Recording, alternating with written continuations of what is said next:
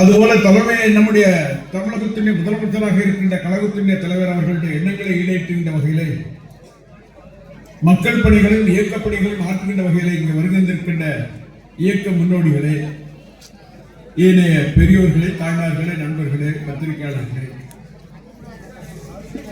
உங்கள் அத்தனை பேருக்கும் என்னுடைய முதற்கண் நன்றி கலந்த வணக்கத்தை தெரிவித்துக் கொள்ள கடமைப்பட்டிருக்கிறேன். இன்னைக்கு குறிப்பாக சொல்ல வேண்டும் என்று சொன்னால், இந்த ஜிஎஸ்டி சட்டம் கொண்டு வருவதற்கு முன்னால்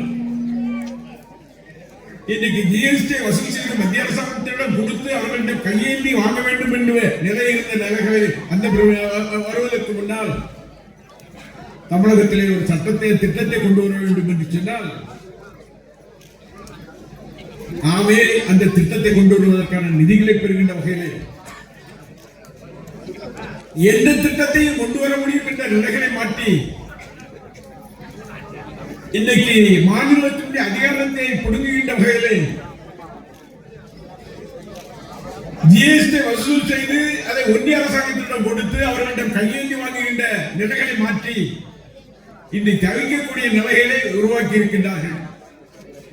அதிலும் குறிப்பாக சொல்ல வேண்டும் என்று சொன்னால், கடந்த காலங்களில் எதை திட்டம் கொண்டு வர வேண்டும் என்று சொன்னால் 1% ஏதாவது ஒரு முறையில்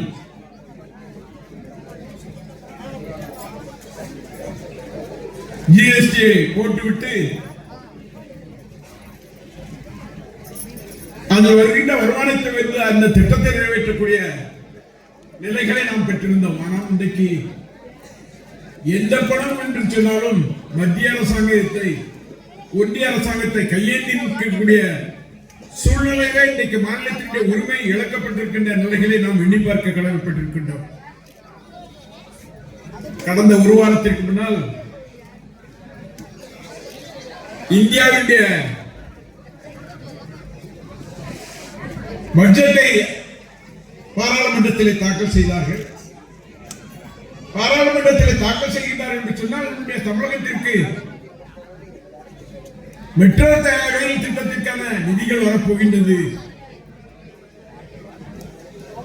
அது மதுரையிலும் கோவையிலும் அந்த மெட்ரோ திட்டத்தை கொண்டு வருவதற்கான நிதி வரும்.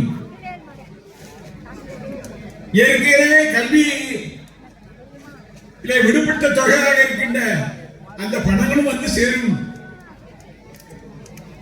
அதுபோல கடந்த காலம் மோடி முதல் பிரதமராக வந்து அடிக்கல் நாட்டிய எய்ம்ஸ் என்ற மதுரையிலே இருக்கின்ற திட்டத்திற்கு பணத்தை ஒதுக்குவார்கள் என்று நாமெல்லாம் எண்ணிக்கொண்டிருந்த போது ஒரு வார்த்தை கூட தமிழகம் என்று சொல்லாமல், தமிழ்நாடு என்று சொல்லாமல், திருக்குறளை விட்டு வாசித்து விட்டு பீகார் பீகார் பீகார் பீகார் பீகார் ஏனென்று சொன்னால், பாரதிய ஜனதாவுடைய கனவுகள் எல்லாம் எப்பொழுதும் தேர்தல் தேர்தல் தேர்தல். அந்த தேர்தலை சந்திப்பதற்கு என்னென்ன வேலைகளை செய்ய வேண்டும் அந்த வேலைகளை செய்ய வேண்டும் என்ற வகையிலே கடந்த பட்ஜெட்டிலே ஆந்திராவுக்கான நிதிகளை வழங்கியது. ஏனென்று சொன்னால், ஆட்சி இன்றைக்கு மைனாரிட்டி ஆட்சியாக இன்றைக்கு இந்தியாவில் இருக்கின்றது. அந்த காரணத்தால் அந்த ஆட்சியை காப்பாற்றுவதற்காக ஆந்திராவுடைய பாராளுமன்ற உறுப்பினருடைய தேவை இருக்கின்ற காரணத்தால் ஆந்திராவுக்கான நிதிகளை அதிகமாக அள்ளி கொடுத்து, நீ எங்களுக்கு ஆதரவாக இருக்கின்றதெல்லாம் தருகின்றேன் என்ற வகையில் தருகின்றார் என்று சொன்னால், இந்த நாடு ஒரு யூனியன் அத்தனை மாநிலங்களும் சேர்ந்த ஒரு நாடாக இருக்கின்றதா, இல்லை பாரதிய ஜனதா நினைக்கின்ற மாநிலத்திற்கு தான் நிதி வழங்குவோம் என்ற நிலை இருக்கின்றதா என்ற நிலைகளை இன்றைக்கு எண்ணி பார்க்க கடமைப்பட்டிருக்கின்றோம். இன்றைக்கு பீகாரில் தேர்தல் வருது. பீகாரில் தேர்தல் வருது என்று சொல்லும்போது, அந்த பீகாருக்கு நிறைய நிதியை கொடுத்துட்டு தேர்தலில் ஜெயிக்கணுங்கிறதுக்காக இந்த பணிகளை செய்கின்றார் என்று சொன்னால், இது ஒன்றிய அரசா இல்லை ஓரவஞ்சனை செய்கின்ற அரசா, தமிழகத்தினுடைய மக்களை இன்றைக்கு வஞ்சனை செய்கின்ற அரசாக இன்றைக்கு பாரதிய ஜனதாவுடைய அரசாங்கம் இருக்கின்றது என்பதை இங்கே நான் சுட்டிக்காட்ட கடமைப்பட்டிருக்கின்றேன். இன்றைக்கு ஈரோடு தேர்தல் இடைத்தேர்தல் நடைபெறும் என்று சொன்னால் ஈரோடு என்று அறிவிக்கப்பட்டவுடன் உடனடியாக திராவிட முன்னேற்ற கழகத்தின் வேட்பாளர் அறிவிக்கப்படுகின்றார். உடனடியாக அதை சந்திப்பதற்கு தயாரித்த எடப்பாடி நாங்கள் தேர்தலில் போட்டியிட மாட்டோம் ஏனென்று சொன்னால் அங்கே ஆளுங்கட்சி தான் ஜெயிக்கும், ஆகவே போட்டியிட மாட்டோம். உடனே பாரதிய ஜனதா எங்க கூட்டணி போட்டி போடாது, ஆனா ஒருத்தர் போட்டி போட்டு இந்த நாட்டினுடைய சமுதாயம் வளர்வதற்காக, ஒடுக்கப்பட்ட நசுக்கப்பட்ட மக்களுடைய வாழ்வாதாரம் உயர்வதற்காக அவர்கள் எந்த வகையும் தலைகுனிய முடியாத நிலையை உருவாக்கிய தந்தை பெரியார் அவர்களை வாய் வந்ததை பேசிவிட்டு அதன் மூலம் சில வாக்குகளை பெறலாம் என்ற வகையிலே இன்றைக்கு ஓரறிஞனை செய்தவர்கள் இன்றைக்கு டெபாசிட் இழந்திருக்கிறார். இன்றைக்கு தேர்தலில் நிறுத்தப்பட்டார்கள் என்று சொன்னால் அன்றைக்கு நம்முடைய காங்கிரஸ் தலைவராக இழந்தவர்கள் நிற்கின்ற போது சந்தித்த லீடிங்கோட இப்போ நம்ம ஏறக்குறைய 92,000 ஓட்டு லீடிங்ல ஜெயிச்சிருக்கோம் சொன்னா இதுதான் நம்முடைய தளபதியுடைய வெற்றி என்பதை நான் இங்கே சுட்டி காட்ட கடமைப்பட்டிருக்கேன். கடந்த காலங்களில் அந்த மாதிரி தான் ஓட்டப்படாரத்தில் இடைத்தேர்தல் வந்துச்சு. ஓட்டப்படாரத்தில் இடைத்தேர்தல் வந்த உடனே இடைத்தேர்தல்னாலே ஆளுங்கட்சி தான் ஜெயிக்கணும்னு சொல்லிட்டு இருந்தாங்க. ஆளுங்கட்சி தான் ஜெயிச்சுட்டு இருந்தோம்னு சொன்னா நம்முடைய தளபதி அவர்கள் நம்முடைய தேர்தல் பொறுப்பாளராக மரியாதைக்குரிய நேரு அவர்களை இந்த பகுதியிலே போட்டு அந்த தேர்தலை சந்திக்கின்ற போது திராவிட முன்னேற்ற கழகத்தை எந்த கும்பலாலும் அசைக்க முடியாது என்ற வகையில் வெற்றியை தந்த வரலாறுகள் படைத்த தொகுதி இந்த தொகுதி. அந்த சிறப்புமிக்க தொகுதியாக இந்த தொகுதி விளங்கி வருகின்றது. அதுபோல நம்முடைய சட்டமன்ற உறுப்பினர் பற்றி சொல்ல வேண்டும் என்று சொன்னால் இரவு பகல் பாராமல் எந்த நேரம் ஒழிக்கக்கூடிய சட்டமன்ற உறுப்பினராக ஒழிக்கக்கூடிய சட்டமன்ற.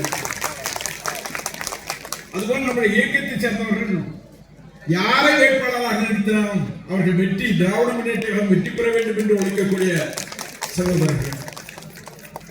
அத்தனை செயல்பாடுகள் உள்ள நிலைகளை உண்டவர்கள். இன்னைக்கு குறிப்பாக சொல்ல வேண்டும் என்று சொன்னால் நமக்கு நிதி வரவில்லை. நம்முடைய நாடு பல்வேறு திட்டங்களுக்கு இந்த திட்டத்தை நிறைவேற்ற முடியாதா என்ற நிலை இருந்தாலும் தளபதி அவர்கள் ஒவ்வொரு திட்டமாக நிறைவேற்றி வருகின்ற செயல்களை செய்து வருகின்றார்கள். ஆனா இங்க இருக்க பிஜேபி என்ன பண்றா தெரியுமா? ஏதாவது ஜாதி மோதலை உருவாக்க முடியுமா? ஏதாவது மத மோதலை உருவாக்க முடியுமா? திருப்பரங்குன்ற மலை இவருக்கு சொந்தமா? திருப்பரங்குன்ற மலை அவருக்கு சொந்தமா? ஏப்பா இந்த தமிழ்நாட்டுக்கு ஒன்றிய அரசாங்க நிதி தரலையே, அதை வாங்கி தந்து இந்த தமிழ்நாட்டு மக்களை காப்பாற்ற மக்கள் பிஜேபி காரங்க. இந்த நாடு அமைதியாக இருக்கின்றது, தமிழ்நாடு அமைதியாக இருக்கின்றது, அதை எந்த வகையிலாவது குழப்ப வேண்டும் என்ற வகையிலே இன்றைக்கு மதத்தை சொல்லி ஜாதியை சொல்லி இன்றைக்கு அந்த குழப்பத்தை தமிழ்நாட்டிலும் ஏற்படுத்தி விடலாமா, வடநாடு போது இங்கேயும் உருவாக்கி விடலாம் என்று கனவு காண்கின்றார்கள் சொன்னால் எந்த காலத்திலும் இந்த பகுதி தந்தை பெரியாருடைய முன்னு பேரறிஞர் அண்ணாவுடைய மண், மரியாதைக்குரிய முத்தமிழ் தலைவர் கலைஞருடைய மண். அந்த மண்ணிலே ஜாதியும் இல்லை மதமும் இல்லை. அதுபோல நம்முடைய தமிழகத்தின் முதலமைச்சராக இருக்கின்ற தளபதி அண்ணன் தளபதி அவர்களும் எல்லோரையும் அரவணைத்து செல்கின்ற முதலமைச்சராக, ஜாதி மதங்களுக்கு அப்பாற்பட்டு எல்லாரையும் அரவணைத்து செல்கின்ற தலைவராக நம்முடைய தளபதி அவர்கள் திகழ்ந்து வருகின்றார்கள். இன்றைக்கு பல்வேறு வகையிலே திராவிட முன்னேற்ற கழகத்திற்கு இடைஞ்சலை கொடுத்து எந்த வகையிலாவது பதவி விடாமல் என்று கனவு காணுகின்றார்கள். இதனுடைய ஒரு குறிக்கோள் தான் இன்றைக்கு ஒன்றிய அரசாங்கம் நமக்கு நிதி தராமல் நம்மளை தெக்குமுக்காட வைக்க வேண்டும் என்று கனவு காணுகின்ற அரசாக பாரதிய ஜனதாவுடைய அரசாங்கம் இன்றைக்கு திகழ்ந்து வருகின்றது. ஆனால் மக்கள் எல்லாம் இதை சரியாக கவனித்துக் கொண்டிருக்கின்றார்கள். இங்கே தமிழ்நாட்டிலே பாரதிய ஜனதாவுக்கு எந்த இடத்திலும் இடமில்லை என்ற நிலையை இன்றைக்கு உருவாக்கி இருக்கின்றார்கள். ஏதாவது சிறு சம்பவம் நடந்துவிட்டால் உடனே ரோட்ல பெண்களே நடமாட முடியல. யாரு? எடப்பாடி. ரோட்ல பெண்களே நடமாடும் இல்ல.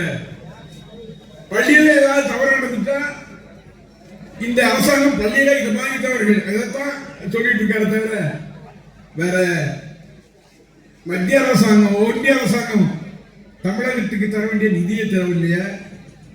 தூத்துக்குடியில வெள்ளம் வந்துச்ச, தூத்துக்குடியில வெள்ளம் வந்தது மட்டுமில்லாமல் எல்லா பகுதியும் அன்றைக்கு மக்கள் தவிச்சாங்கள, அவங்களுக்கு நிதி வாங்கி கொடுக்கக்கூடிய வேலையை பார்ப்போங்கிற நிலைகளை எடப்பாடி நெருக்கிறார் என்று சொன்னால் அதையும் ஏதாவது கெடுக்கணுங்கிற நிலைய இன்றைக்கு எடப்பாடி எடுத்திருக்கின்றார் சொன்னால் கனவிலும் எண்ணி பார்க்க வேண்டாம். தமிழகத்தில் முதலமைச்சர் மரியாதைக்குரிய தளபதி தான் முதலமைச்சர். அதுபோல பல சில பேர் நினைக்கின்றார்கள் ஏதோ மக்கள் எங்களை சூழ்ந்து விட்டார்கள், நாங்களெல்லாம் ஒன்று சேர்ந்தால் இப்படியெல்லாம் அமைந்து விடும் என்று கனவு காண்கின்றார்கள். எந்த கனவு கண்டாலும் இந்த கூட்டணியை எவராலும் அசைக்க முடியாது. இந்த கூட்டணி தான் வருகின்ற 2026 தேர்தலில் 200 தொகுதி என்பது மட்டுமல்ல 234 அதிகமான தொகுதியை வெற்றி பெறுகின்ற நிலைகளை உருவாக்க முடியும் என்பதை நான் சொல்லிக்கொள்ள கடமைப்பட்டிருக்கின்றேன். இவ்வளவு நிதி நெருக்கடி இருந்தாலும் இன்றைக்கு நம்முடைய கழகத்தினுடைய தலைவர் அவர்கள் பல்வேறு திட்டங்களை தந்திருக்கின்றார்கள். அந்த திட்டங்களிலே சொல்ல வேண்டும் என்று சொன்னால் வரிசையாக சொல்லிக் கொண்டிருக்கிறான். கலைஞர் மகளிர் உரிமை திட்டம், புதுமை பெண் திட்டம், தமிழ் புதல்வன் திட்டம், விடியல் பயண திட்டம், காலை சிந்து திட்டம், தொழில் வளர்ச்சி, இப்படி பல்வேறு திட்டங்களை தந்திருக்கின்ற முதலமைச்சர் நம்முடைய முதலமைச்சர் அவர்கள். கடந்த காலையில் மதிய உணவு திட்டத்தை பெருந்தலைவர் காமராஜர் அவர்கள் கொண்டு வந்தார் என்று சொன்னாலும் அதுபோல சத்துணவு திட்டத்தை என்பதை கடந்த முதலமைச்சர் எம்ஜிஆர் அவர்கள் கொண்டு வந்தார் என்று சொன்னாலும் உண்மையான சத்துணவு திட்டத்தை நம்முடைய முத்தமிழ் தலைவர் கலைஞர் அவர்கள் முட்டையோடு தந்து வரலார்கள். ஆனால் நம்முடைய தமிழகத்தின் முதலமைச்சராக இருக்கின்ற மரியாதைக்குரிய தளபதி அவர்கள் காலையில பையங்க பள்ளிக்கு போறாங்கன்னு சொன்னா அவன் காலையிலே கிளம்பி வர்றான்னு சொன்னா அவன் தாய் தந்தை ஏய் நீ போயிட்டு மத்தியானம் வந்து சாப்பிடுக்க அப்படின்னு சொல்லி அவருடைய வளர்ச்சியை தடுக்கக்கூடிய நிலைகளை நம்முடைய தமிழகத்தின் முதலமைச்சர் மரியாதைக்குரிய தளபதி அவர்கள் உணர்ந்து காலை சிற்றுண்டி திட்டம் என்ற திட்டத்தை தந்து இன்றைக்கு காலை சிற்றுண்டிய கதாநாயகனாக மரியாதைக்குரிய நம்முடைய தமிழகத்தின் முதலமைச்சர் தளபதி அவர்கள் திகழ்ந்து வருகின்றார் என்பதை நான் இங்கே சொல்லிக்கொள்ள கடமைப்பட்டிருக்கின்றேன். அந்த வகையில் இன்றைக்கு ஓட்டப்படாரம் பகுதியிலே இவ்வளவு சிறப்பான கூட்டத்தை ஏற்பாடு செய்து அதிலே நாங்கள் எல்லாம் கலந்து கொள்வதற்கான நிலைகளை உருவாக்கிய இந்த தொகுதியினுடைய சட்டமன்ற உறுப்பினர், இந்த பகுதியினுடைய ஒன்றிய கழக செயலாளர்கள், அதுபோல இங்கிருக்கின்ற இயக்கத்தின் நண்பர்கள் அத்தனை பேருக்கும் எங்களுடைய மனமார்ந்த வாழ்த்துக்கள் நன்றிகள் சொல்லி யார் வந்தாலும் எங்கள் இயக்கத்தை தொட்டு பார்க்க முடியாது, யார் வந்தாலும் எங்களுடைய தலைவருடைய எண்ணங்களை சீரழிக்க முடியாது. அந்த வகையிலே வெற்றி வருகின்ற காலத்திலே வெற்றி என்று சொல்லி நன்றி கூறி விட விரும்புகிறேன். நன்றி.